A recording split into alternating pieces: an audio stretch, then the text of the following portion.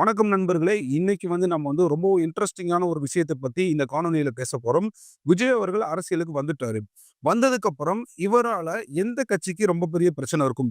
திமுகவினுடைய வாக்குகள்ல அவர் எடுத்துக்குருவாரா? இல்லாட்டி அதிமுகவினுடைய வாக்குகள்ல பாதி பறி போயிருமா? இல்ல நாம் தமிழருடைய வாக்குகள் போயிருமா? அப்படின்ற எண்ணம் நம்ம எல்லாருக்குள்ளயும் இருக்கத்தான் செய்யுது. இத பத்தி தெளிவா இந்த காணொளியில நம்ம பேசப் போறோம். முதல்ல விஜய் அவர்களுடைய அரசியல் வருகைய பத்தி உங்க எல்லாருக்குமே நல்லாவே தெரியும்.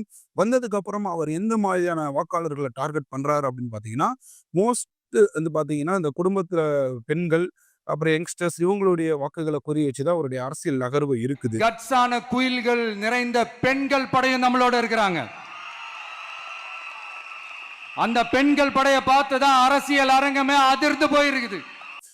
இப்படி இருக்கக்கூடிய சூழ்நிலையில திமுகவினுடைய நிலைப்பாடு என்ன? அதிமுகவினுடைய நிலைப்பாடு என்ன? நாம் தமிழர் கட்சியினுடைய நிலைப்பாடு என்ன? அப்படின்றத நம்ம தனித்தனியா பிரிச்சு பேசினா நல்லா இருக்கும். முதல்ல திமுக. விஜய் அவர்கள் அரசியலுக்குள்ள வந்ததுக்கு அப்புறம் முதல்ல பயந்தது யார் அப்படின்னு பார்த்தீங்கன்னா, திமுக தான்.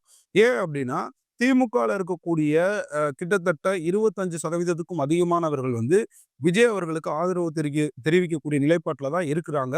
விஜயுடைய ரசிகர்களா இருக்காங்க. இல்லாட்டி விஜய் மீது பிரியம் கொண்டவர்களா இருக்காங்க.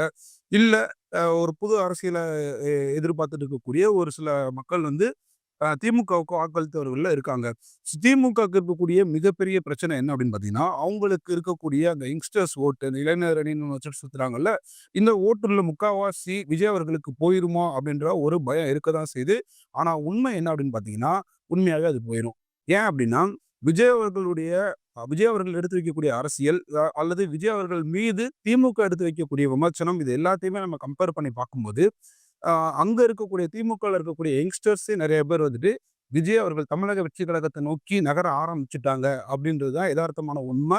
இந்த இந்த அடிப்படையில பார்க்கும்போது, திமுகவுல இருக்கக்கூடிய திமுகவுக்கு உழுவக்கூடிய ஒரு தொகுதியில ஒரு 50% வாக்குகள் திமுகவுக்கு உழுகுது அப்படின்னா, அந்த 50%த்துல கிட்டத்தட்ட 15லிருந்து 20% விஜய் அவர்களுக்கு திமுகவிலிருந்து ஓட்டு உழுகும் அப்படின்றது தான் ஒரு கள நிலவரம் அப்படின்னு நான் சொல்றேன்.